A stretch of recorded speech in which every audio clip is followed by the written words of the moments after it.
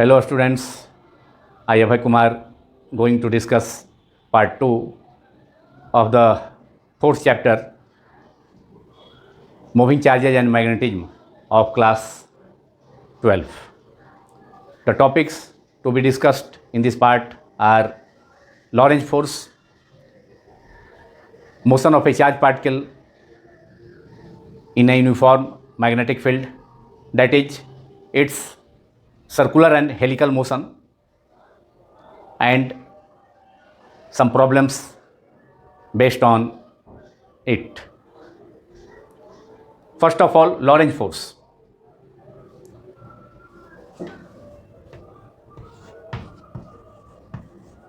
What is Lorentz force?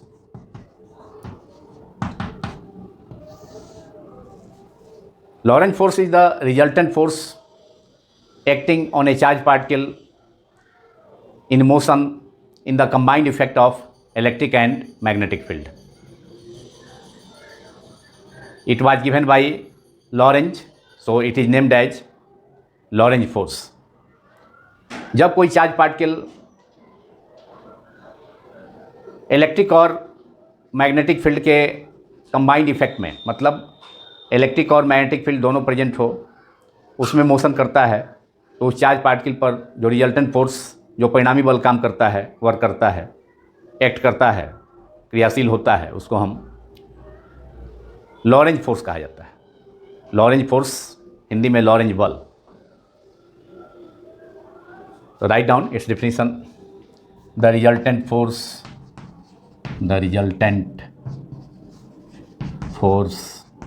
acting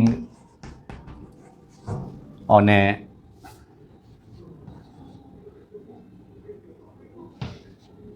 charge which is moving, say charge is q. Charge को small q मान लिए, charge का symbol q है. In the combined effect of electric and magnetic fields, combined effect of electric and magnetic field,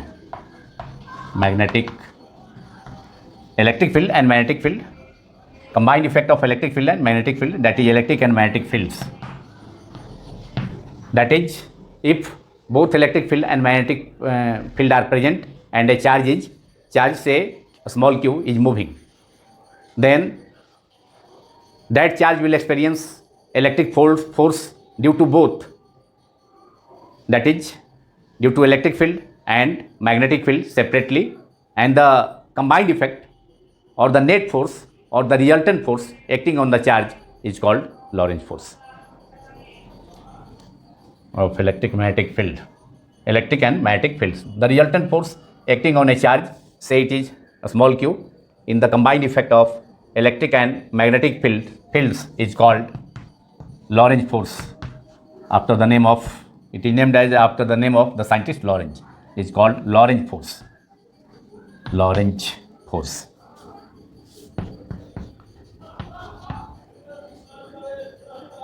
If a charge q is moving in the presence of electric field E vector and magnetic field B vector both, then force acting on the charge due to electric field is given by q into E vector, and force acting on the charge due to magnetic field B vector is given by q V vector cross B vector. Then the resultant force is F is equal to Fe plus Fm or Fb, that is QE plus QVB, that is the resultant force is called Lorentz force. Therefore, the Lorentz force is, that is Lorentz force F vector is equal to electric force Fe is the combined effect of sum of electric force Fe plus magnetic force Fb और Fm लिख सकते हैं, m for magnetic, Fe plus Fm, and it is called the Lorentz force, and Fe equal to QE F is equal to Q E, electric force माने charge Q पर electric field E में motion के कारण जो force काम करेगा, act करेगा, वह क्यू इंटू ई वेक्टर हो गया। Magnitude of charge multiplied by the electric field. Electric field में कोई चार्ज क्यू है तो उस, और इलेक्ट्रिक फील्ड अगर ई वेक्टर है और उसमें कोई चार्ज क्यू मोशन करती, कोई चार्ज क्यू सिचुएटेड है, तो उस पर कितना फोर्स एक्सपीरियंस होता है, पहले हम लोग देख चुके हैं फर्स्ट चैप्टर में ही। Force acting on a charge Q inside the electric field E vector is given by Q into E vector. Q into E माने उस चार्ज में इलेक्ट्रिक फील्ड से मल्टीप्लाई कर देंगे तो उस चार्ज पर फोर्स हमको ऑब्टेन हो जाएगा, प्राप्त हो जाएगा। क्यू ई प्लस क्यू भी क्रॉस बी। क्यू भी cross B is the magnetic force acting on the charge in magnetic field v vector, and the motion of charge is speed of the charge is velocity of the charge is v vector। तो ये दोनों force हो गया। Electric field में थी, electric field के एक presence के कारण उस चार्ज क्यू पर जो फोर्स काम करेगा, जो चार्ज v वेलोसिटी से मूव कर रहा है, तो उस पर इलेक्ट्रिक फील्ड के कारण जो फोर्स काम करेगा वह क्यू इंटू ई वेक्टर हो गया। अब प्लस मैग्नेटिक फील्ड के कारण उस चार्ज क्यू पर जो फोर्स काम करेगा वह होगा, एक्ट करेगा, वह हो जाएगा क्यू भी क्रॉस बी। तो this is the net force acting, this is the net force acting on the moving charge q in the combined effect of electric and magnetic field which is called Lorentz force। ये परिणामी बल हो गया, कोई charge Q resultant force हो गया, कोई charge Q electric field E vector में और मैग्नेटिक फील्ड बी वेक्टर में अगर मतलब दोनों प्रेजेंट हो, इलेक्ट्रिक फील्ड और मैग्नेटिक फील्ड दोनों प्रेजेंट हो, तो उस चार्ज पर जो मूव कर रहा है चार्ज स्मॉल क्यू, उसको मान लेते हैं स्मॉल क्यू है से क्यू, तो उस पर जो नेट फोर्स काम करेगा F E plus F M, electric field के कारण एफ ई और मैग्नेटिक फील्ड के कारण एफ एम, विद्युत क्षेत्र के कारण एफ ई, चुंबकीय क्षेत्र के कारण एफ एम, और दोनों का जो सम हो गया F is equal to Q into E vector. Electric field में हो गया चार्ज पर क्यू पर जो है फोर्स काम किया, और मैग्नेटिक फील्ड में मैग्नेटिक फील्ड भी प्रेजेंट है, तो मैग्नेटिक फील्ड में उस चार्ज क्यू पर जो फोर्स काम किया वह क्यू भी क्रॉस बी हो गया। तो दोनों को ऐड कर दिए, electric field force plus magnetic force. The sum of electric force and magnetic force acting on charge Q is called Lorentz force. This is Lorentz force हो गया, दिस इज इक्वेशन नंबर 1, ये formula हो गया, this is the formula for Lorentz force. अक्सर short question में ये इसको ये लॉरेंज फोर्स जो है मैंने डिफरेंट बोर्ड्स एग्जामिनेशंस में 2 मार्क्स शॉर्ट क्वेश्चन में 2 मार्क्स में इसको बराबर पूछता है, किसी न किसी बोर्ड में हर साल जो है किसी न किसी बोर्ड में इसको पूछा जाता है, इसलिए इंपॉर्टेंट टॉपिक है। इसको सीबीएसई बोर्ड के लिए भी एंड डिफरेंट स्टेट बोर्ड्स के लिए भी किसी बोर्ड में लॉरेंज फोर्स जो है पूछा जाता है शॉर्ट क्वेश्चन 2 मार्क्स में, या इसका फार्मूला यूज होता है या इस फार्मूला पर प्रॉब्लम, या ऑब्जेक्टिव में भी पूछा जा सकता है। लॉरेंज फोर्स मल्टीपल चॉइस में 4 ऑप्शन रहेगा, एक ऑप्शन सही होगा, तो ये होगा। और लॉरेंज फोर्स को हम ऐसे इस ढंग से भी रिप्रेजेंट कर सकते हैं, क्यू ई हेयर क्यू भी cross B is what, V cross B is the cross product or vector product of v vector and b vector. तो we can write it as q v cross b is equal to mod of v into sine theta, that is vb sine theta, where theta is the angle between v vector velocity of the charge and magnetic field b। तो यहाँ पर cross product का use किए हैं, vector product का use किए हैं, a cross b is equal to ab sine theta, तो v cross b is equal to vb sine theta. This is equation 2, this is also Lorentz force, but we have used the formula of vector product of 2 vectors. So v cross b is equal to mod b into sin theta, where theta is what, where theta is the angle between velocity vector of the charge and magnetic field b। अब यहाँ पर इसको दोनों force को हम diagram से भी represent कर सकते हैं। मान लिया कि कोई चार्ज अगर क्यू है, चार्ज क्यू है, मोशन में है, इलेक्ट्रिक फील्ड में, इलेक्ट्रिक फील्ड यहाँ है, इलेक्ट्रिक फील्ड का डायरेक्शन इधर दिखाते हैं, इधर इलेक्ट्रिक फील्ड का डायरेक्शन है, डायरेक्शन ऑफ इलेक्ट्रिक फील्ड, और इसमें चार्ज मोशन कर रहा है, तो ये चार्ज है क्यू, तो इस पर जो फोर्स काम करेगा, इलेक्ट्रिक फील्ड में पॉजिटिवली चार्ज पार्टिकल अगर मोशन में है तो उस पर जो फोर्स काम करेगा उसका डायरेक्शन इलेक्ट्रिक फील्ड में होगा, और अगर negatively charge particle electric field में मोशन कर रहा है तो उस पर जो फोर्स काम करेगा उसका डायरेक्शन इलेक्ट्रिक फील्ड के अपोजिट होगा। यहाँ पर पॉजिटिवली चार्ज पार्टिकल है प्लस क्यू, इलेक्ट्रिक फील्ड का डायरेक्शन दिया हुआ है, तो इस पर जो फोर्स काम करेगा एफ ई हो गया, सेम डायरेक्शन में होगा, F E equal to F E along the direction of E vector, ये ई वेक्टर का डायरेक्शन है, इसको पैरेलल लाइन से दिखाए हैं, और यहाँ चार्ज पार्टिकल क्यू है, इसका वेलोसिटी है, मोशन कर रहा है, इधर मोशन है वी वेलोसिटी से, तो इस पर जो फोर्स एक्सपीरियंस होगा वह कितना होगा, एफ इजकल टू, ये लाइन जो है चार्ज का, चार्ज पर जो फोर्स काम कर रहा है, एक कर रहा है, उसका लाइन है। तो ये ऊपर और नीचे जो है इलेक्ट्रिक फील्ड का डायरेक्शन है जो कि पैरेलल है चार्ज पार्टिकल के मोशन के ही, ये हॉरिजॉन्टल डायरेक्शन में है। तो चार्ज पार्टिकल का मोशन, ये चार्ज पार्टिकल क्यू पर जो फोर्स काम करेगा ड्यू टू इलेक्ट्रिक फील्ड, वह हो जाएगा कितना, पहले हम चैप्टर 1 में पढ़ चुके हैं, क्यू इंटू ई वेक्टर। मतलब इलेक्ट्रिक फील्ड में उस चार्ज पार्टिकल पर जो फोर्स, चार्ज पर जो फोर्स काम करेगा क्यू पर, उसका डायरेक्शन इलेक्ट्रिक फील्ड के अलॉन्ग ही होगा, जो कि शो भी किया गया है। और यहाँ देखिए मैग्नेटिक फील्ड भी प्रेजेंट है, तो इसको बगल में दिखा देते हैं। यहाँ पर दोनों प्रेजेंट है, लेकिन इसको अलग अलग हम दिखा रहे हैं। उस चार्ज पर इलेक्ट्रिक फील्ड में जो फोर्स काम करेगा और मैग्नेटिक फील्ड में जो फोर्स काम करेगा, हालांकि दोनों प्रेजेंट है एक साथ, तो उसके बाद दोनों का सम कर देंगे। तो यहाँ पर देखिए चार्ज क्यू है और मैग्नेटिक फील्ड का डायरेक्शन मान लेते हैं इधर है। यहाँ पर उस चार्ज पर इलेक्ट्रिक और मैग्नेटिक फील्ड के, उस चार्ज क्यू पर इलेक्ट्रिक और मैग्नेटिक फील्ड के कारण जो फोर्स काम कर रहा है, एक कर रहा है, उसको अलग अलग हम दिखा रहे हैं, लेकिन दोनों फील्ड जो है प्रेजेंट है एक साथ। तो दोनों के कारण जो फोर्स हो गया F E plus F M, that is F E is the force due to electric field, F M is the force due to magnetic field. दोनों का सम जो हो गया, रिजल्टेंट फोर्स या नेट फोर्स या कुल जो बल हो गया उस आवेश क्यू पर मूव कर रहा है, जब इलेक्ट्रिक फील्ड और मैग्नेटिक फील्ड दोनों प्रेजेंट है, तो टोटल फोर्स को हम क्या कहेंगे, उस चार्ज पार्टिकल पर जो टोटल फोर्स, उस चार्ज पर जो टोटल फोर्स काम करेगा इलेक्ट्रिक और मैग्नेटिक फील्ड के कंबाइंड इफेक्ट में, संयुक्त प्रभाव में, तो उस परिणामी बल को, उस रिजल्टेंट फोर्स को, उस चार्ज क्यू पर लगने वाला जो नेट फोर्स होगा, उसको हम लॉरेंज फोर्स कहते हैं।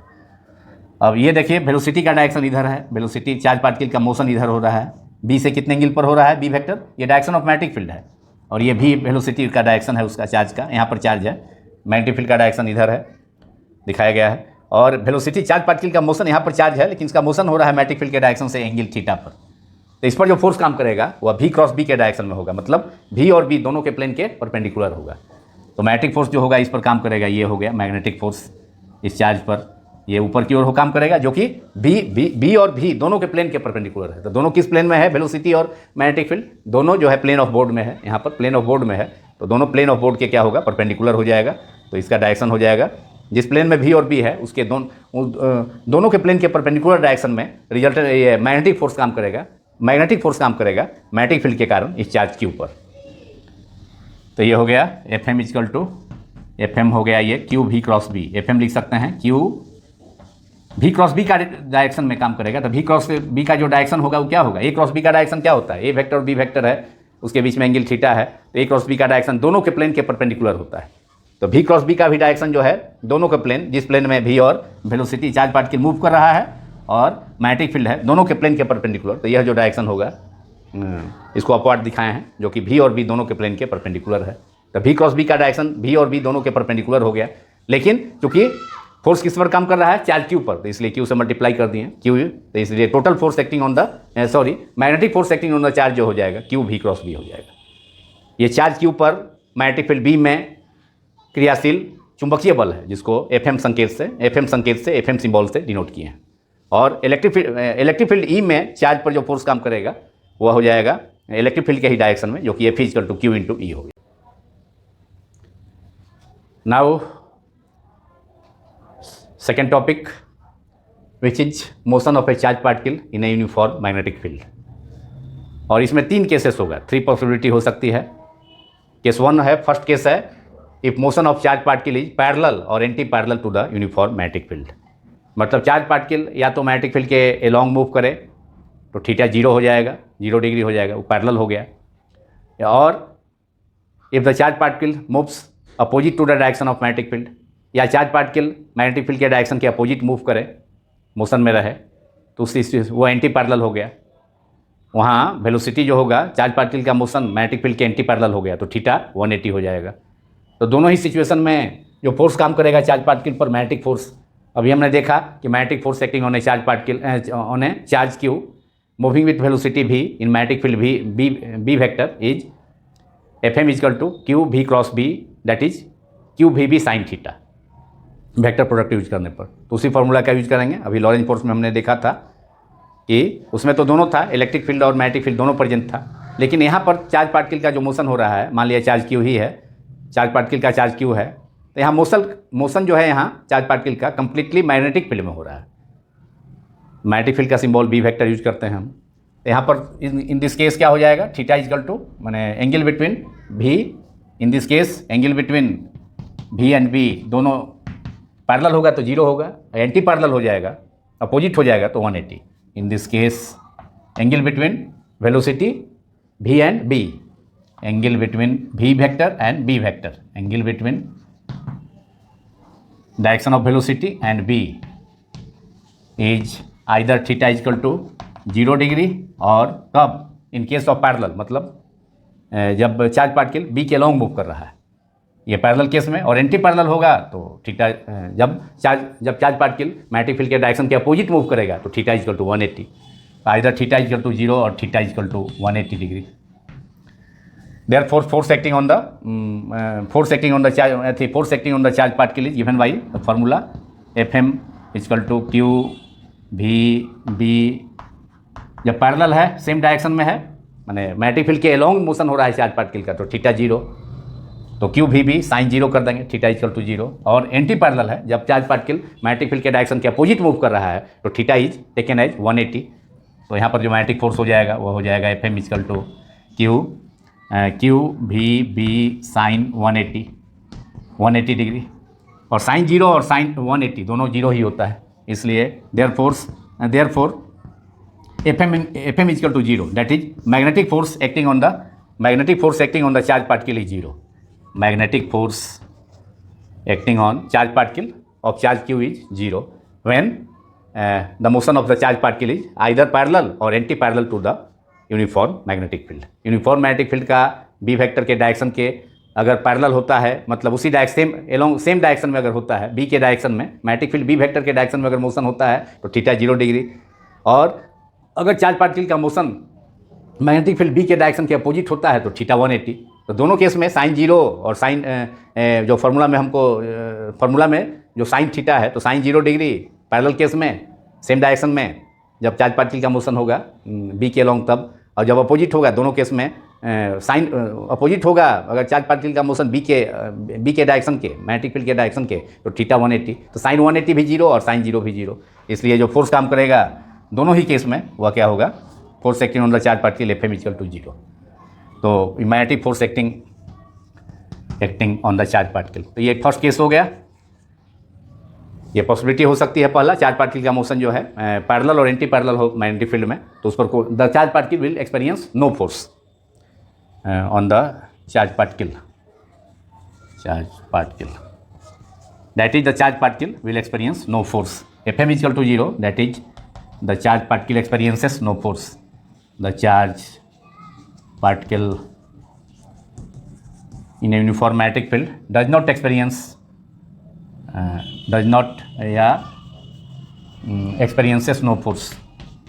experiences no force, first case हो गया। दूसरी पॉसिबिलिटी हो सकती है कि if motion of charge particle is perpendicular to the direction of uniform magnetic field.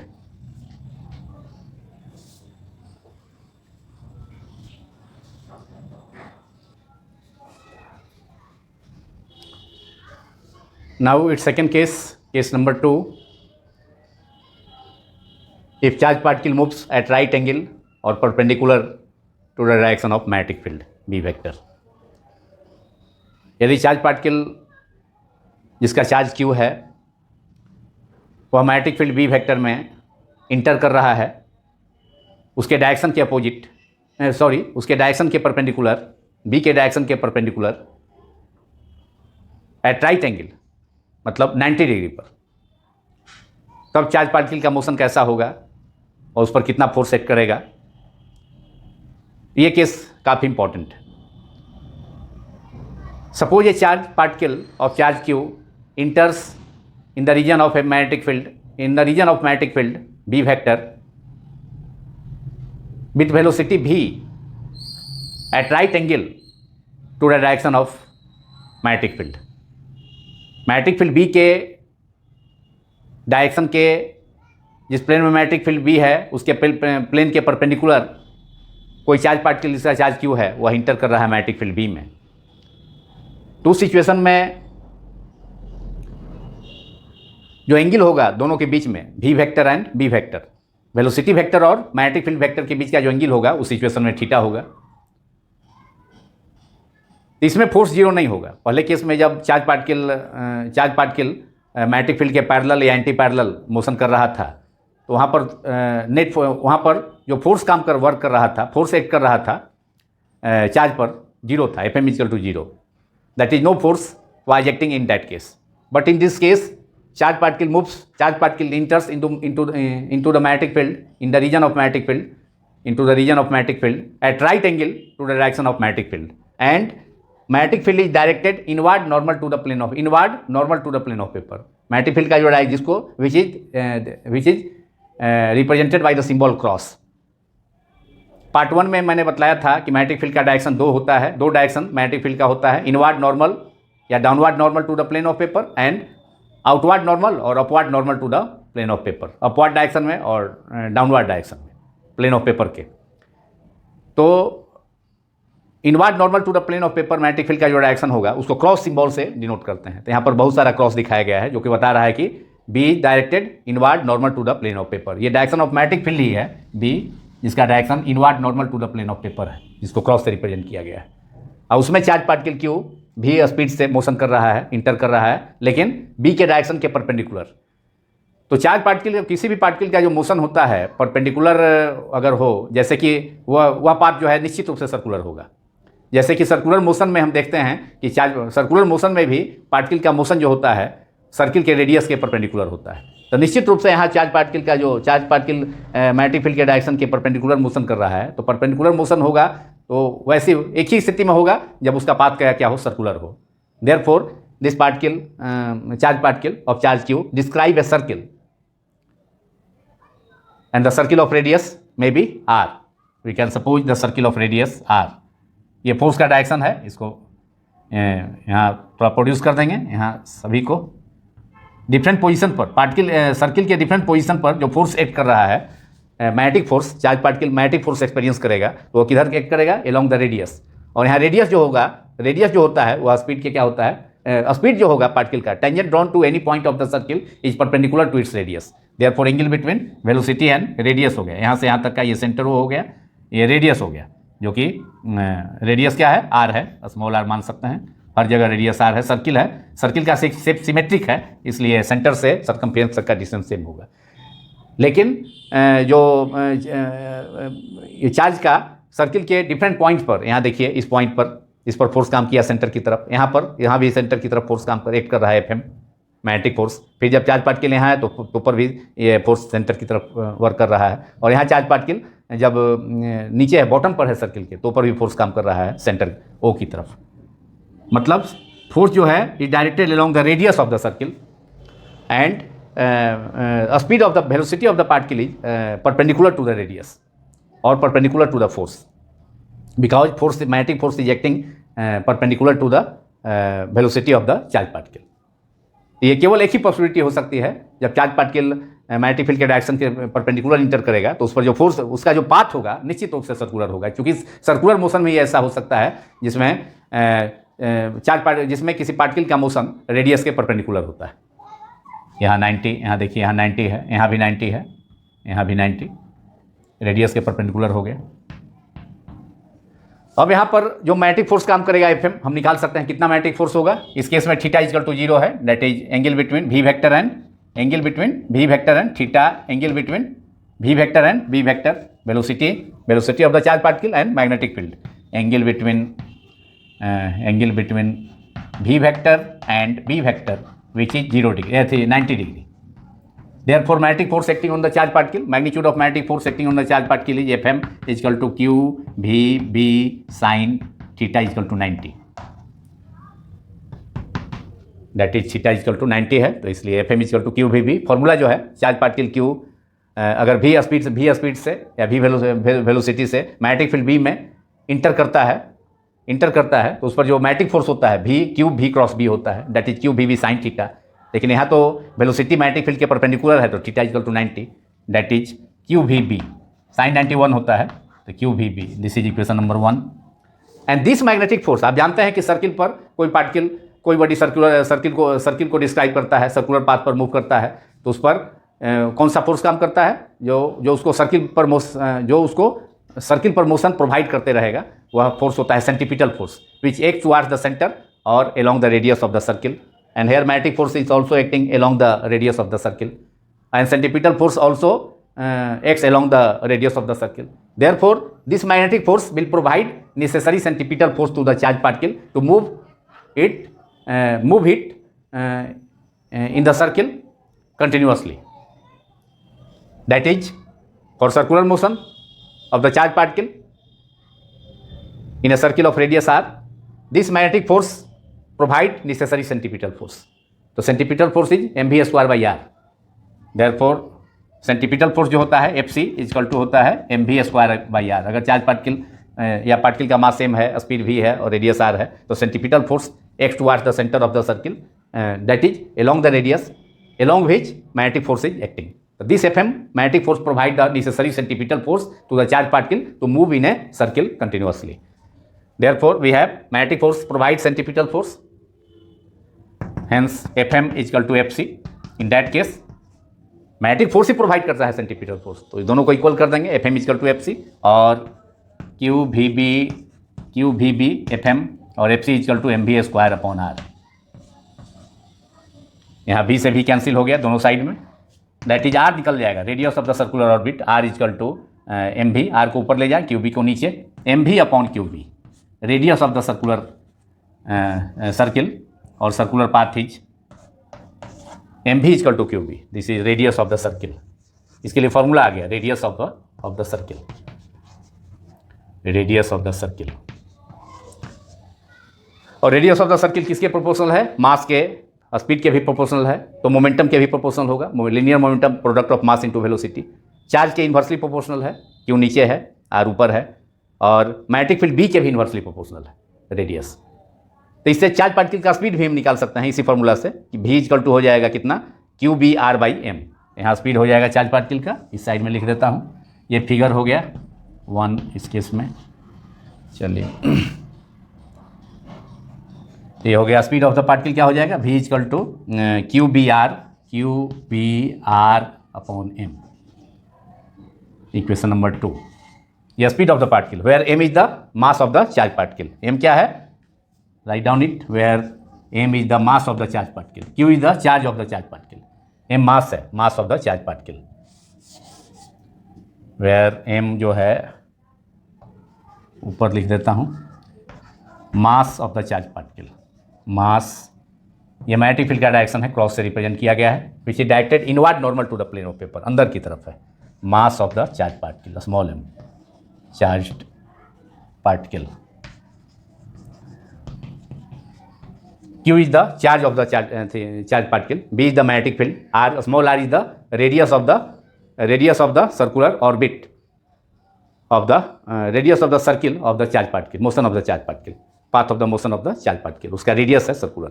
R क्या है? रेडियस ऑफ द सर्किल या circular path of the charge particle. Now we have to calculate इस formula for time period and frequency.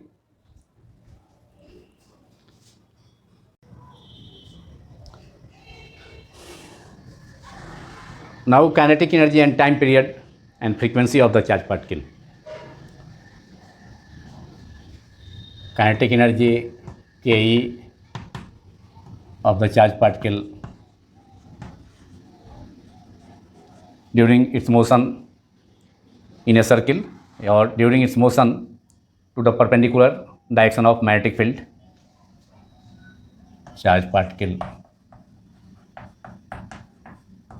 Equals to half mv square होता है formula. Half mv square equals to half mv is even equals to half 1/2 m. Speed is QB, small q capital B small r upon m. QBR upon m whole square हो जाएगा, और एक m से नीचे m square cancel हो जाएगा, that is Q square B square whole square है, QBR upon m का होल स्क्वायर है, तो Q square B square R square upon m square, लेकिन m ऊपर में भी है न्यूमरेटर में, तो एक m कैंसिल हो जाएगा, एक पावर, दैट इज m बचेगा और नीचे 2 भी है, 2m. This is formula number 3, which is the kinetic energy of the charged particle Ke. Now time period of revolution of the charged particle in the circle. Time period of revolution of the charged particle, time period of a charged particle is the time taken by the charged particle to complete one revolution in a circle. Circle पर charge particle को एक पूरा rotation करने में, एक rotation घूमने में जितना समय लगता है, जितना टाइम लगता है, उसको हम क्या कहते हैं, उसको कहा जाता है टाइम पीरियड. उसका आवर्तकाल हो गया, हिंदी में उसको आवर्तकाल कहते हैं टाइम पीरियड को. तो time period, now time period of the charge particle is time period of the charge particle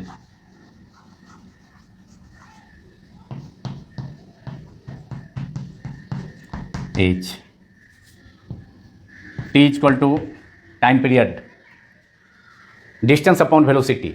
Speed is distance upon time, so time is distance upon speed. तो यहाँ डिस्टेंस क्या होगा, पूरा सर्किल को describe करना है. चार्ज पार्टिकल यहाँ circular motion में है, तो सर्किल डिस्क्राइब एक कंप्लीट रोटेशन में कितना डिस्टेंस डिस्क्राइब करेगा, कवर करेगा, 2πr circumference of the circle. That is distance हो गया 2πr circumference of the circle. पूरे वृत्त की परिधि हो गया, सर्कम्फरेंस हो गया. एक चक्कर लगाने में चार्ज पार्टिकल को अपना सर्कम्फरेंस के बराबर डिस्टेंस कवर करना पड़ेगा.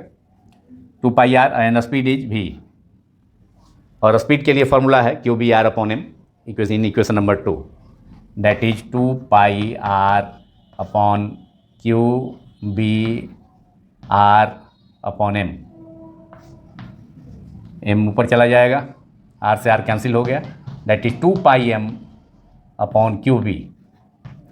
This is the formula for time period of the charged particle moving in a circle of radius small r, and this formula is independent of r. तो time period निकल गया. अब frequency भी निकालना है. Frequency of the charge particle, frequency of the charge particle is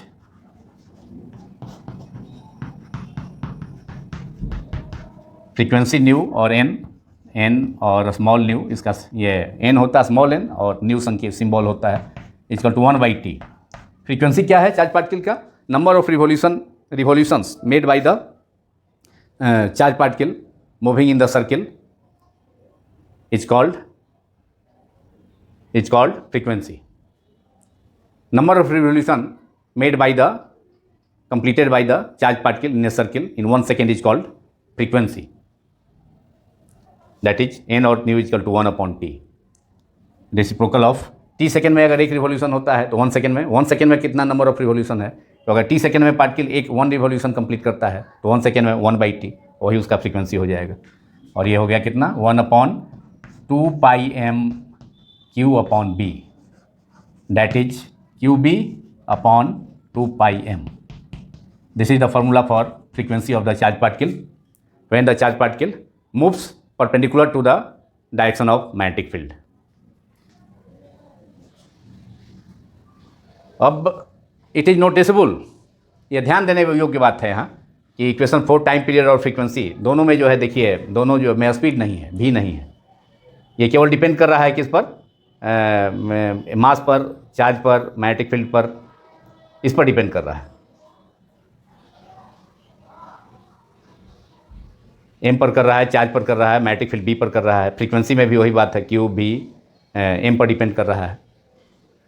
ये speed से independent है, दोनों इक्वेशन स्पीड से इंडिपेंडेंट है. इसका मतलब है कि जो भी चार्ज पार्टिकल जिसका क्यू और एम का जो रेशियो है वो अगर सेम होगा, जिसको स्पेसिफिक चार्ज कहते हैं, तो उसका अगर रेशियो सेम होगा तो इंटायर पार्टिकल्स को सर्किल पर घूमने में, मूव करने में सेम टाइम लगेगा. मतलब उसका टाइम पीरियड सेम होगा, फ्रीक्वेंसी भी सेम होगा. तो this is a interesting thing that both time period and frequency are independent of speed of the charge particle. इसलिए चार्ज पार्टिकल का कुछ भी स्पीड हो और वह अगर सर्किल पर मूव कर रहा है, जो भी चार्ज पार्टिकल हो, इंटायर चार्ज पार्टिकल, केवल क्यू और चार्ज और एम मास का जो रेशियो है, डेट इज स्पेसिफिक चार्ज अगर सेम होता है तो सभी चार्ज पार्टिकल का टाइम पीरियड और फ्रीक्वेंसी भी सेम होगा. And this property is used in the cyclotron to accelerate the charge particle. and it is also used in a mass spectrometer. तो इस प्रॉपर्टी का साइक्लोट्रॉन में यूज होता है और मास स्पेक्ट्रोमीटर में भी यूज होता है. अब इसका हम एंगुलर फ्रीक्वेंसी निकाल सकते हैं, एंगुलर फ्रीक्वेंसी कैलकुलेट कर सकते हैं इसका, चार्ज पार्टिकल का एंगुलर फ्रीक्वेंसी. एंगुलर फ्रीक्वेंसी 2 पाई टाइम फ्रीक्वेंसी, 2 पाई टाइम फ्रीक्वेंसी इसको हम कर सकते हैं.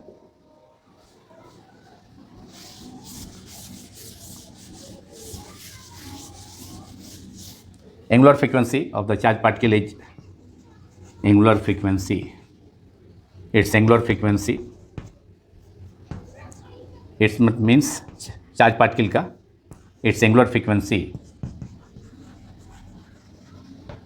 omega equals to 2 pi times the frequency 2 pi n और 2 pi nu, that is 2 pi और n is qb upon 2 pi m. अभी आया है इक्वेशन नंबर 5 में है 2 pi m. 2 pi and 2 pi is cancel out, that is angular frequency omega of the charge particle is omega is equal to qb upon m. Angular frequency के लिए formula निकल गया qb upon m. This is equation number 6.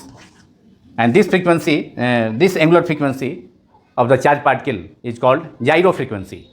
It is called, this frequency is gyro frequency, GYRO, gyro frequency.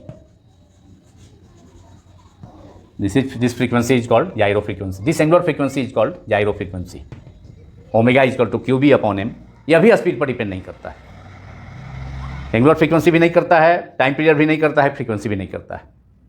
इसका मतलब जितना भी charge particle हो सकता है, अगर उसका चार्ज q और मास का रेशियो m, स्मॉल m का रेशियो अगर सेम है, तो सभी इंटायर चार्ज पार्टिकल उस सर्किल पर जब सर्किल पर मोशन करेगा, जब चार्ज पार्टिकल का मोशन मैग्नेटिक फील्ड के परपेंडिकुलर है, तो उस स्थिति में उस चार्ज पार्टिकल को, सभी चार्ज पार्टिकल्स को जिसका चार्ज और मास का रेशियो और स्पेसिफिक चार्ज उसको कहा जाता है q/m को, तो उसका अगर रेशियो सेम है, जितने भी चार्ज पार्टिकल हैं उसका, तो सभी का टाइम पीरियड सर्कुलर मोशन के लिए सर्किल पर सभी का टाइम पीरियड और फ्रीक्वेंसी और एंगुलर फ्रीक्वेंसी, जिसको जायरो फ्रीक्वेंसी भी कहा जाता है, वो सभी का सेम होगा. This is a very interesting thing. जो भी चार्ज पार्टिकल हो, लेकिन केवल q और चार्ज और मास का रेशियो सेम होना चाहिए, स्पेसिफिक चार्ज सेम होना चाहिए, और सबके लिए समान समय लगेगा उसको सर्किल पर रोटेट करने में. सेम टाइम पीरियड का मतलब सेम टाइम उसको लगेगा रोटेट करने में, सेम फ्रीक्वेंसी होगा, सेम एंगुलर फ्रीक्वेंसी होगा. सभी चार्ज पार्टिकल्स समान समय में इक्वल टाइम में जो है सर्किल का एक कंप्लीट रिवोल्यूशन करेगा. केवल कंडीशन यही है कि चार्ज q और मास का रेशियो सेम होना चाहिए. और इसी प्रिंसिपल का, इसी फैक्ट का यूज होता है, इसी प्रॉपर्टी का यूज होता है साइक्लोट्रॉन में चार्ज पार्टिकल को एक्सलेट करने में, या उसके अलावा मास स्पेक्ट्रोमीटर में भी यूज होता है. तो ये हो गया इसका कंप्लीट मोशन. सेकेंड पार्ट थी का सेकेंड केस का हो गया कि when charge particle moves in charge particle moves perpendicular to the direction of perpendicular to the plane of the magnetic field. तो motion of the charge particle कैसा होगा? Path of the charge particle is circular. अब हम देखेंगे एक और case, और interesting case, case 3, which is the last case of this topic. उसमें होगा कि चार्ज पार्टिकल मोशन में तो है, लेकिन न तो वह 0 डिग्री पर है मोशन में, मतलब न तो सेम डायरेक्शन में है, न तो मैग्नेटिक फील्ड के अलॉन्ग है, न ही 90 पर है और न ही 180 पर है. उसके other than 0 degree, 90 degree and 180 degree, जैसे 30 पर हो गया, 45 पर हो गया. तो ऐसा केस हो गया जिसमें चार्ज पार्टिकल का जो मोशन हो रहा है मैग्नेटिक फील्ड के न तो परपेंडिकुलर है, न तो 90 पर है, न ही उसके अलॉन्ग है मैग्नेटिक फील्ड के, और न ही जो है उसके एंटी पैरेलल है, मतलब मैग्नेटिक फील्ड के डायरेक्शन के अपोजिट है चार्ज पार्टिकल का मोशन. तीनों ही सिचुएशन नहीं है. इसका मतलब चार्ज पार्टिकल का मोशन जो है मैग्नेटिक फील्ड से कुछ एंगल पर है, सम एंगल पर है. कोई एंगल हो सकता है 30, 45, मतलब 0 डिग्री, 90 डिग्री और 180 डिग्री को छोड़ करके. तब जो पाथ का मोशन होगा, वो पार्टिकल का जो मोशन होगा, उसका पाथ क्या होगा? उसका पाथ हेलिकल होगा, जिसको देखते हैं कैसे हेलिकल होगा.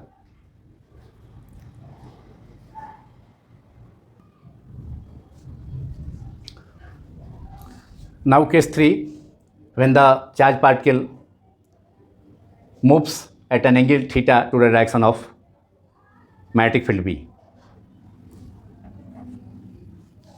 but other than angle 0 degree, 90 degree and 180.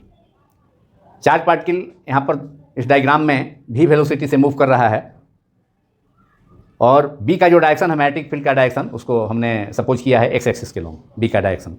तो ना तो यह बी के डायरेक्शन के लॉन्ग है, नहीं तो बी के लॉन्ग है, नहीं वाई एक्सिस के लॉन्ग है that is perpendicular to B, और नहीं बी के अपोजिट है इधर माइनस एक्स एक्सिस के लॉन्ग। अगर बी का डायरेक्शन प्लस एक्स एक्सिस के लॉन्ग है तो अगर चार्ज पार्टिकल का मोशन इसके अपोजिट होता है तो माइनस एक्स एक्सिस के लॉन्ग होगा। तो तीनों पॉसिबिलिटी में कोई नहीं है, मतलब ना तो जीरो है, ना तो चार्ज पार्टिकल का मोशन एलॉन्ग मैग्नेटिक फील्ड है और मैग्नेटिक फील्ड के डायरेक्शन को एक्स एक्सिस के लॉन्ग सपोज किया गया है, ना ही वाई के लॉन्ग है जो कि मैग्नेटिक फील्ड के डायरेक्शन के परपेंडिकुलर है, और ना ही मैग्नेटिक फील्ड का डायरेक्शन एक्स एक्सिस के अपोजिट है that is along minus X axis, उसके लॉन्ग भी नहीं है, बल्कि किसी एंगल पर है। मान लिया कि एक्स एक्सिस से कितने एंगल पर है, suppose the charge particle of mass m moves with velocity v at angle theta to the direction of magnetic field v vector and the direction of magnetic field is taken along positive x axis. तो इसमें velocity का दो component हो जाएगा उस situation में, एक we x होगा जो कि वी कॉस थीटा हो जाएगा एलोंग एक्स एक्सिस, और दूसरा वी वाई होगा जो वी साइन थीटा होगा वाई एक्सिस के लॉन्ग। वी वेलोसिटी का इंक्लिनेशन केवल एक्स एक्सिस के लॉन्ग है, इसलिए कंपोनेंट जो है एक्स एक्सिस के along v x equal to we cos theta होगा, और परपेंडिकुलर डायरेक्शन में वाई के लॉन्ग वी साइन थीटा होगा from the resolution of vector. तो अब देखेंगे पार्टिकल का मोशन। तो अब जो है पार्टिकल का मोशन दो कारणों से होगा, एक वेलोसिटी वी एक्स के कारण जो कि एक्स एक्सिस के लॉन्ग होगा, वी कॉस थीटा के कारण जो कि एक्स एक्सिस के लॉन्ग होगा, और सेकेंड जो मोशन होगा वह जो है वाई एक्सिस के लॉन्ग जो वेलोसिटी है v Y equal to v sine theta के कारण होगा। तो जो रिजल्टेंट मोशन होगा, अब आपका जो मोशन होगा एक्स एक्सिस के लॉन्ग वह तो एलोंग द स्ट्रेट लाइन हो गया एक्स एक्सिस के लॉन्ग, और दूसरा जो बी के परपेंडिकुलर है, बी वेक्टर के परपेंडिकुलर, एक्स एक्सिस के लॉन्ग बी वेक्टर लिए हैं मैग्नेटिक फील्ड, और मैग्नेटिक फील्ड के परपेंडिकुलर वाई के लॉन्ग है उसके वेलोसिटी का Y component v sine theta के कारण। तो हमने इसके पहले वाले केस में देखा केस 2 में कि चार्ज पार्टिकल जब मोशन करता है, चार्ज पार्टिकल जब मोशन करता है मैग्नेटिक फील्ड के परपेंडिकुलर डायरेक्शन में तो उसका जो पाथ होता है सर्कुलर होता है। तो यहाँ पर भी बी वेक्टर के परपेंडिकुलर डायरेक्शन में मैग्नेटिक फील्ड बी के वेक्टर के परपेंडिकुलर डायरेक्शन में चार्ज पार्टिकल मोशन करेगा तो उसका पाथ निश्चित रूप से सर्किल होगा, लेकिन एक कंपोनेंट वी एक्स भी है उस चार्ज पार्टिकल का वी कॉस थीटा जो कि एक्स एक्सिस के लॉन्ग है, तो उसके लॉन्ग भी मोशन होगा, और इसके परपेंडिकुलर मतलब बी वेक्टर के परपेंडिकुलर उसका सर्कुलर मोशन होगा, वो तो कंफर्म है। और इधर जो है स्ट्रेट लाइन मोशन जैसा हो गया ये एक्स एक्सिस के लॉन्ग, एक्स एक्सिस के लॉन्ग है तो रेक्टेलियर मोशन का केस हो गया। तो रेक्टेलियर मोशन भी है एक्स एक्सिस के लॉन्ग, स्ट्रेट लाइन मोशन भी है और सर्कुलर मोशन भी है। तो दोनों के कारण जो मोशन होगा उसका रिजल्टेंट मोशन वह जो है वह जो पाथ होगा वह अब क्या हो जाएगा, वो पूरा सर्किल ना होकर क्या हो जाएगा, ये जो है हेलिक्स हो जाएगा। देखिए इस ढंग का पाथ हो जाएगा, स्पाइरल पाथ होगा, स्प्रिंग जैसा, जिसको हेलिक्स कहा जाता है। So the path of the resultant path of motion of the charge particle in the magnetic field is helical motion। यह स्ट्रेट लाइन मोशन और सर्कुलर मोशन दोनों का कंबाइंड इफेक्ट है, तो वह जो मोशन है उसको हेलिक्स कहा जाता है, हेलिकल मोशन, जिसको हमने दिखाया है। और इस हेलिक्स का जो एक्सिस होगा माने हेलिक्स के जितने भी सर्किल्स हैं, सर्कुलर पोर्शन है उसके सेंटर को ज्वाइन करने वाला जो लाइन है तो एक्सिस हो गया उसका। तो हेलिक्स का जो एक्सिस होगा वह मैग्नेटिक फील्ड के लॉन्ग होगा, बी वेक्टर के लॉन्ग होगा, क्योंकि बी वेक्टर जो है एक्स एक्सिस के लॉन्ग ही हमने सपोज किया है। तो ये resultant motion of the charge particle हो गया जब चार्ज पार्टिकल न तो 0 डिग्री पर है, मतलब न तो मैग्नेटिक फील्ड बी के लॉन्ग मोशन कर रहा है, न ही उसके परपेंडिकुलर मोशन कर रहा है, और न ही मैग्नेटिक फील्ड के अपोजिट डायरेक्शन मोशन कर रहा है, एंटी पैरेलल किसी और एंगल पर है, मान लिया 30 हो सकता है, 45 हो सकता है, माने 3 एंगल छोड़कर 0 डिग्री, 90 डिग्री और 180 डिग्री छोड़कर कोई एंगल हो सकता है।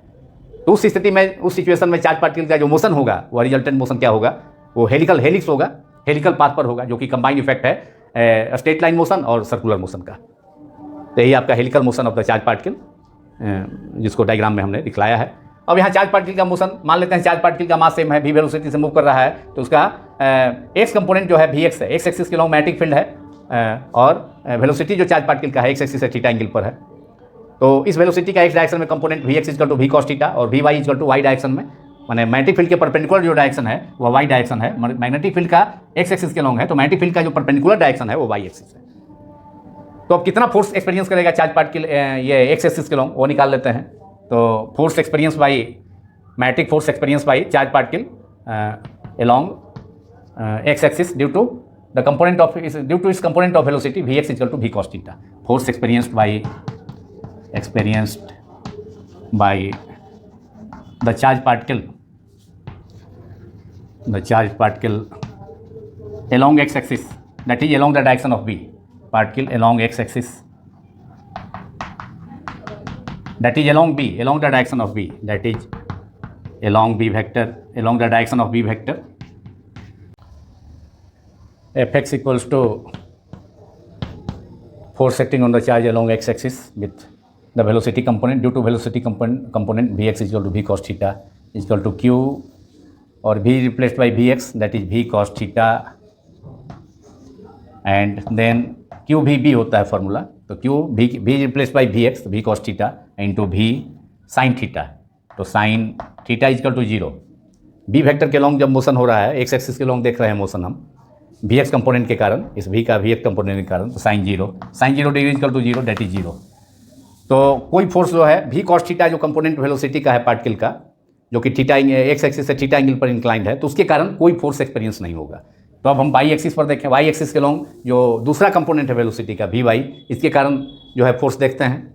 Now force acting on the charge particle moving along Y axis due to the component of velocity Vy is equal to v sin theta is Fy, force along y axis Fy, q v की जगह v replaced by Vy, that is v sin theta multiplied by v sin theta हो गया यहाँ, और यहाँ पर v फिर v sin 90. Magnetic field के डायरेक्शन से y एक्सिस जो है, मतलब जो मोशन हो रहा है उसके परपेंडिकुलर हो रहा है y एक्सिस के लॉन्ग वेलोसिटी का y कंपोनेंट के कारण. तो फॉर्मूला होता है F equal to Q we B sine theta. तो v के जगह v replaced by v sine theta, y component of velocity of the charge particle, motion of the charge particle, velocity of the charge particle. तो Q v sine theta into v sine theta, तो that is sine 90, that is Q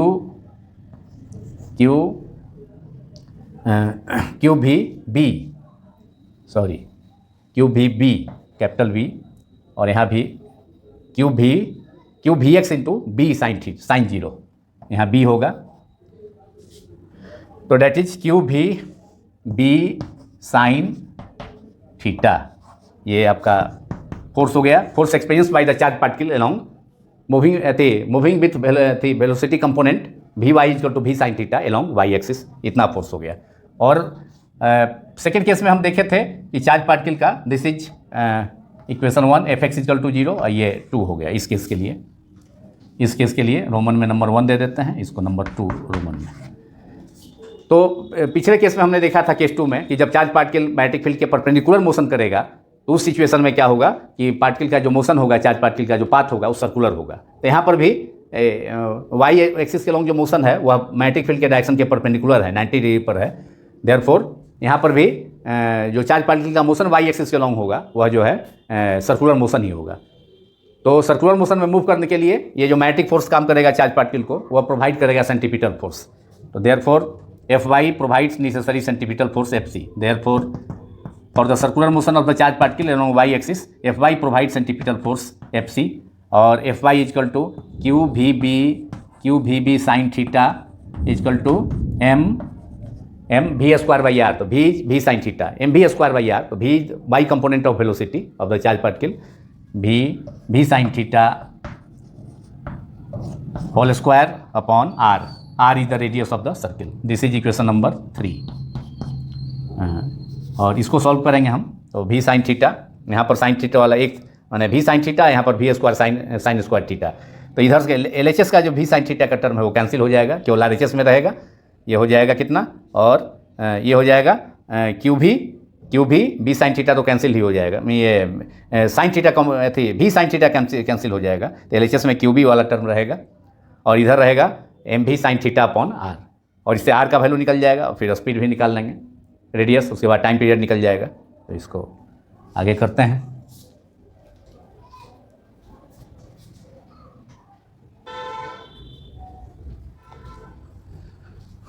now we can find r from this relation. Therefore r is equal to radius of the helical path of the charge particle. r v sin theta का term इधर v sin theta का square है, cancel होगा. तो इधर v sin theta होगा, और ये केवल बचेगा यहाँ पर लेफ्ट हैंड साइड में q B. Therefore r equal to, r को ऊपर ले आएंगे मेथड ऑफ सब्स्टिट्यूशन से. तो r इक्वल्स टू, r ऊपर ले आएँ और नीचे हो जाएगा क्यू बी, चूँकि v sin थीटा टर्म इधर कैंसिल हो गया. तो r equal to M M भी sine theta upon Q B,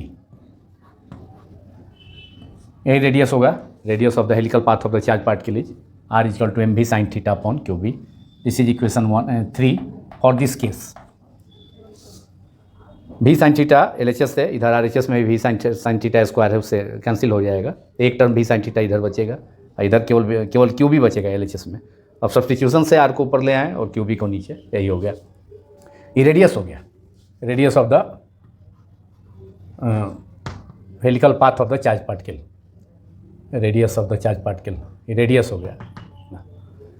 अब इसका टाइम पीरियड निकालना है, time period of rotation, time period of the charge particle, party time period, time taken by a charge particle to complete one rotation, time period of the charge particle is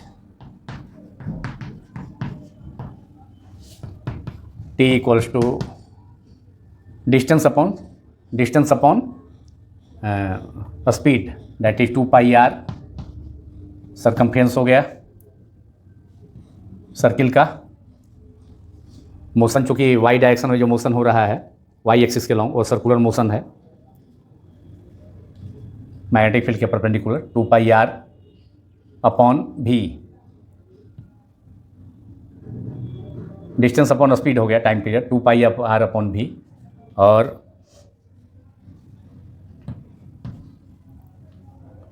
to pi r upon v, r का value है यहाँ m भी sine theta upon Q B, 2 pi by v r equals to M भी sine theta upon Q B,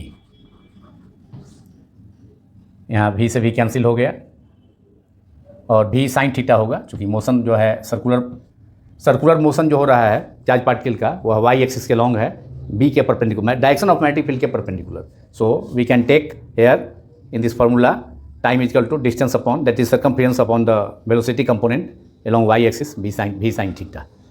So sin theta and sin theta, v sin theta will cancel out in numerator and denominator. We will left with 2 pi, same formula again, t is equal to 2 pi m upon Q B. Second case में जो आया था charge particle जब वहाँ magnetic field के perpendicular motion करता था, यहाँ भी वही बात हो रही है, वाई कंपोनेंट जो है, एक्स कंपोनेंट जो है इसका मोशन वह एक्स एक्सिस के लॉन्ग हो रहा है, जो कि रेक्टिलिनियर मोशन है, स्ट्रेट लाइन मोशन है, लेकिन वाई एक्सिस के लॉन्ग जो मोशन है due to Y component of velocity वह सर्कुलर मोशन ही है। तो 2 pi M upon Q B, this is formula number 4, this is the formula for time period of revolution of the charge particle.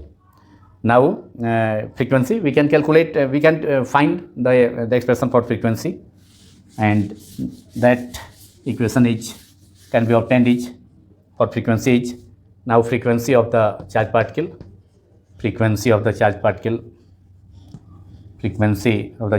is n is equal to or nu is equal to 1 upon t, that is 2 pi that is ये हो जाएगा Q B upon 2 pi m, 1 upon 2 pi M upon Q B, that is q B upon 2 pi M.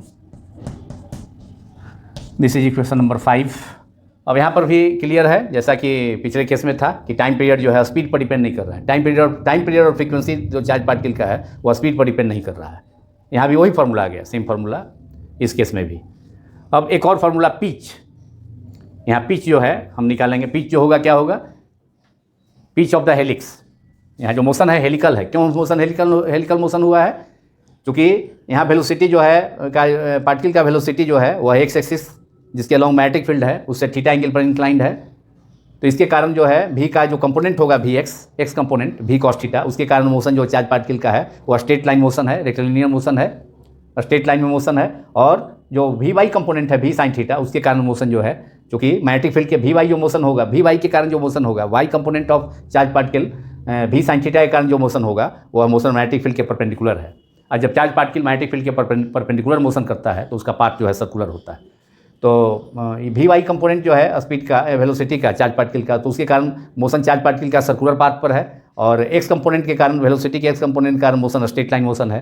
तो दोनों का जो resultant motion होगा, straight line motion along X axis and circular motion of the particle along Y axis, तो वह जो motion होगा वह जो मोशन किस ढंग का हो जाएगा, the motion of the charge particle under the combined effect of component of velocity we x and v y is the helical motion, helix हो जाएगा, यही हेलिक्स है। तो हेलिक्स का जो पिच होगा वह चार्ज पार्टिकल के द्वारा एक्स कंपोनेंट के वेलोसिटी का जो एक्स कंपोनेंट है वी कॉस थीटा, उसके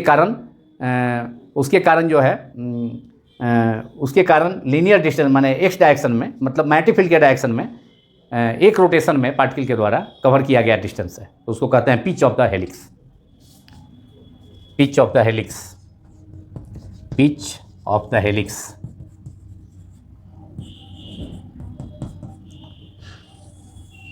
pitch of the helix is, इसको पिच ऑफ द हेलिक्स, इसको हम कैसे डिफाइन कर सकते हैं? Distance covered by the charge particle along the direction of magnetic field V vector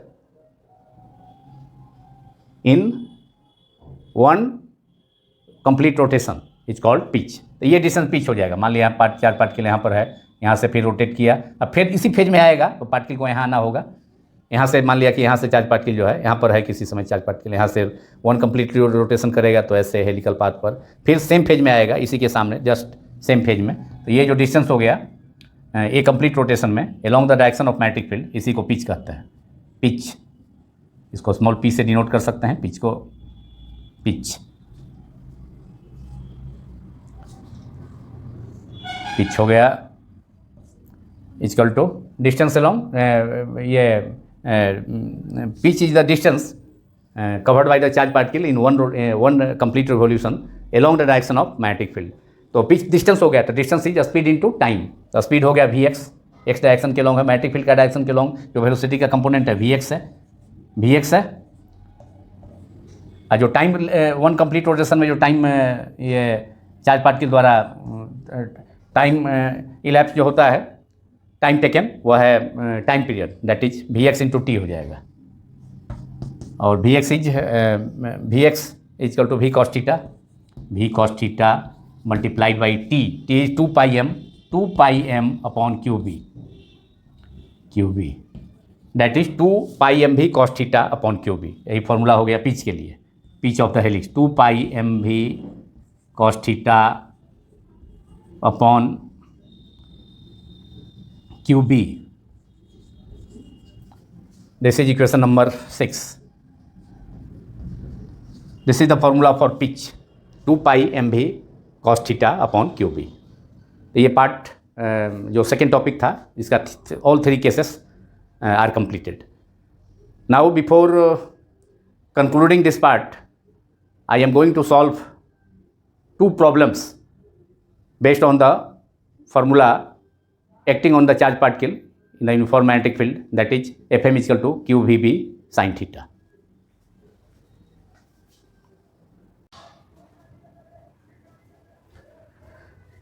Now some problems based on the formula F is equal to QV cross B. Problem number 1, an electron is moving along plus y axis with a speed 2.0 into 10 to power 6 J per meter per second in a magnetic field 0.3 J cap plus 0.4 K cap. J और K है unit vector J is along y axis, unit vector J cap is the unit vector along y axis while K cap is along Z axis. इसका motion, इसका मतलब magnetic field जो है वह YZ plane में है और इलेक्ट्रॉन का जो मोशन हो रहा है वह Y एक्सिस के लॉन्ग हो रहा है. Determine the magnitude and direction of the magnetic force acting on the charge particle. Charge particle पर मैग्नेटिक फोर्स जो एक्ट करेगा उसका मैग्नीट्यूड और डायरेक्शन क्या होगा ये कैलकुलेट करना है. यूपी बोर्ड में इसको 2013 में पूछा है. इसके अलावा पंजाब और हरियाणा बोर्ड में भी इसको पूछा है और इस पर जो है इस फार्मूला पर problem short question CBSE all India CBSE board exam में भी पूछा है और इसके अलावा डिफरेंट बोर्ड्स में भी और कई बोर्ड्स में भी इस पर जो है प्रॉब्लम पूछा जाता है अक्सर. Now I am going to solve it.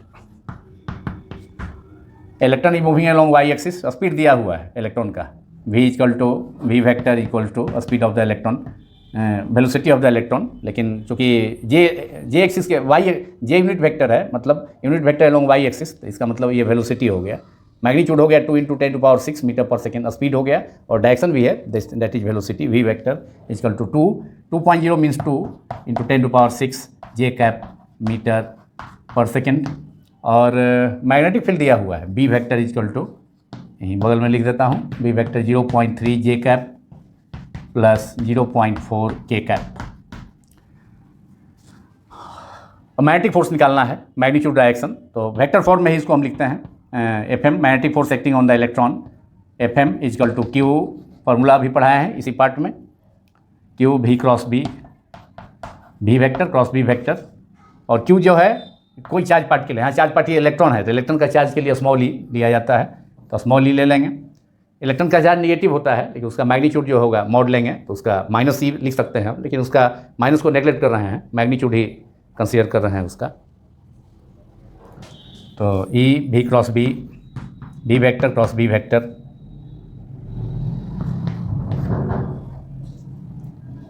Equals to, e का वैल्यू होता है 1.6, charge of an electron is 1.6 into 10 to power minus 19, और v vector is given 2 into 10 to the power 6 j cap, cross product है vector product, और B vector is to 0.3 J cap plus 0.4 के cap. चलिए अब cross product लेते हैं, उसका करते हैं। यहाँ small is the charge of an electron, so charge Q of the charge particle is replaced by a small E in place of a small Q in case of electron. Electron के case में charge small Q की जगह small ई लिया गया है, जिसका value 1.6 into magnitude जो है चार्ज का 1.6 into 10 to power minus 19 equal to 1.6 into 10 to the power minus 19। अब इसका हम क्रॉस प्रोडक्ट करते हैं, 2 into 0.3 that is 0.6 j cross j में मैंने इसको फर्स्ट टर्म से करते हैं मल्टीप्लाई, जे कैप में जे कैप से करना है, तो 0.3 into 2 that is 0.6 into 10 to power 6 j cross j, यहाँ होगा जे क्रॉस जे, जो कि सिमिलर यूनिट वेक्टर का क्रॉस प्रोडक्ट 0 होता है तो ये टर्म 0 ही हो जाएगा। अब प्लस, अब इस टर्म को ये जो टर्म है इसको हम करते हैं मल्टीप्लाई सेकेंड टर्म से, तो यहाँ हो गया 0.4 और ये 2 है, तो 2 into 0.4 that is 0.8 into 10 to power 6, और J cross K, J vector cross K vector equal to I cap होता है, J cross K equal to I cap means direction हो जाएगा फोर्स का एक्स एक्सिस के लॉन्ग, और magnitude निकल जाएगा। जे क्रॉस जे 0, तो ये टर्म 0 हो गया, फर्स्ट टर्म 0 है, तो 1.6 into 10 to the power minus 19, first term तो 0 हो जाएगा तो केवल वही बचेगा सेकेंड टर्म, तो सीधे मल्टीप्लाई कर देते हैं, ये 0 हो गया ये वाला टर्म, तो सेकेंड टर्म ही, क्योंकि जे क्रॉस जे 0 है इसलिए ये भी 0, फर्स्ट टर्म 0 है तो सेकेंड को ही मल्टीप्लाई कर देते हैं, सेकेंड टर्म को 1.6 into 10 to power 19 multiplied by 0.8 into 10 to power 6, और J cross K equal to I cap means unit vector along X axis. तो ये फोर्स का जो डायरेक्शन होगा मैग्नेटिक फोर्स का वो क्लियर है कि किसके लॉन्ग हो जाएगा, ये हो जाएगा एक्स एक्सिस के लॉन्ग हो जाएगा, F M equal to F X हो गया, ये force acting on the charge particle along X axis. अब हो गया 19 माइनस 19 है और 6 है, माइनस 13 हो गया, और 128 1.6 into 0.8 1.28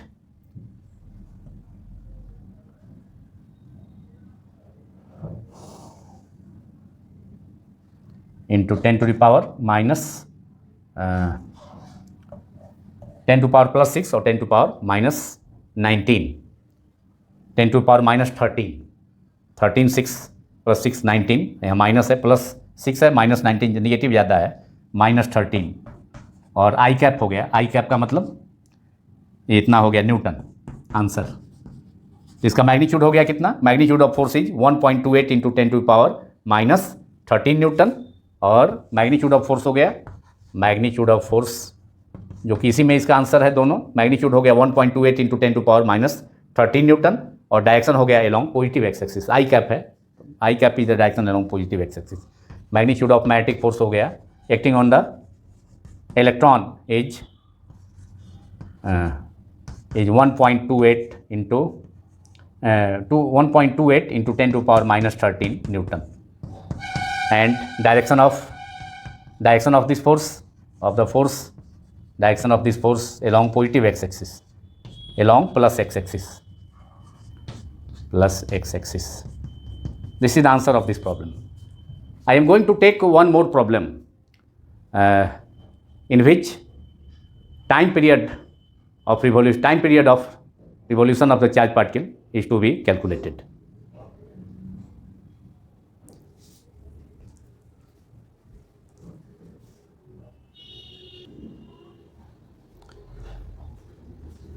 Now problem 2, which is an electron having velocity v is equal to 2 I cap plus 3 j cap. I cap and j cap means I cap is unit vector along x axis and j cap is y axis. तो velocity जो motion हो रहा है particle का वह x Y plane में हो रहा है. तो velocity of the electron is v is equal to 2i plus 3j 2i cap plus 3j cap that is in X Y plane is projected into a uniform magnetic field B is equal to 4K, only 4K cap. That is, magnetic field is applied along Z axis. K cap is the unit vector along Z axis. Calculate the time period of the motion of the electron.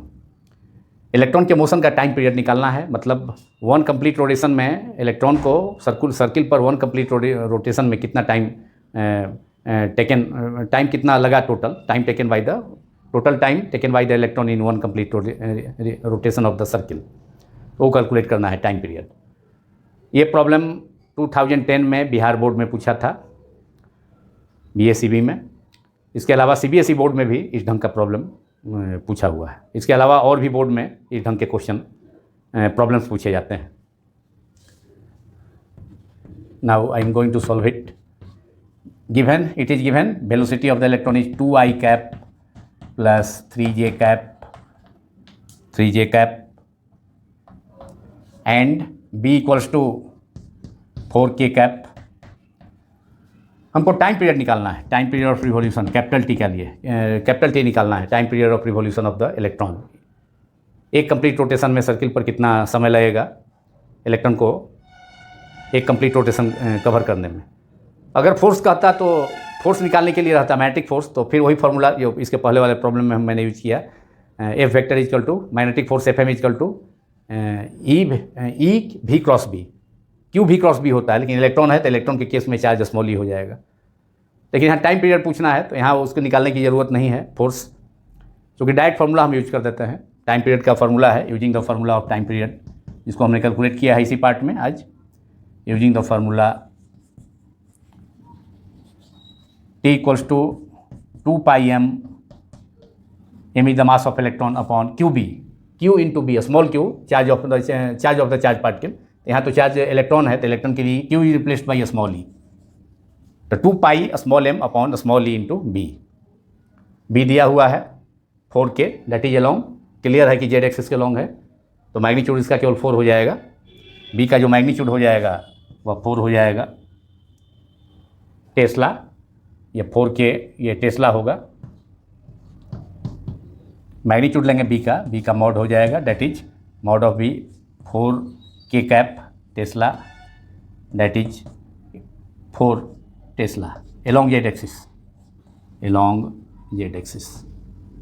चूँकि unit vector का जो mod होता है आई cap J cap K cap का mod 1 होता है, तो B के जगह यहाँ जो है फार्मूला में बी के जगह जो है हम कितना रखेंगे, बी का मॉड है, बी का मॉड हो गया 4 हो गया. Now we have to calculate it. Therefore T equal to 2 into 2 pi m है तो पाई इक्वल टू 3.14 और mass of electron is 9.1 into 10 to the power -31 kg divided by small E. Charge of an electron is 1.6 into 10 to power -19 coulomb and B is 4 tesla. ये cancel हो गया यहाँ पर, 2 से 4 cancel हो गया यहाँ, 2 से 4 2 टाइम्स, और ये हो जाएगा 2 से फिर कैंसिल हो जाएगा 3.14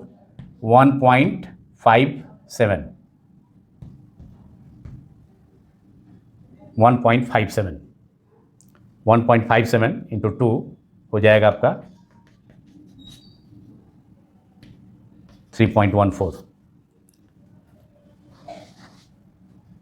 और ये पावर -19 और -31 दैट इज -12 -31 9 पावर से -31 पावर -10 टू पावर -19 पावर से कैंसिल हुआ, तो इसमें बच गया -31 में -12 पावर बच गया -19 पावर उसका दोनों का कैंसिल हो गया।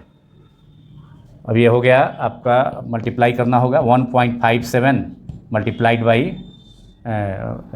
By 9.1 upon 1.6 into 10⁻⁻12।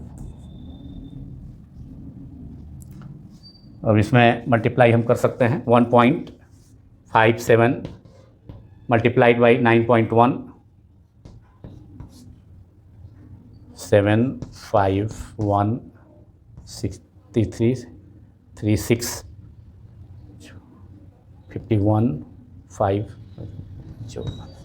14 7 8 2 1 4 और 3 प्लेस पर डिसिमल है, 2 इसमें और 1 इसमें, 14.287 after multiplying 1.57 to 9.1 14.287 upon 1.6 into 10⁻⁻12 यह सेकेंड होगा।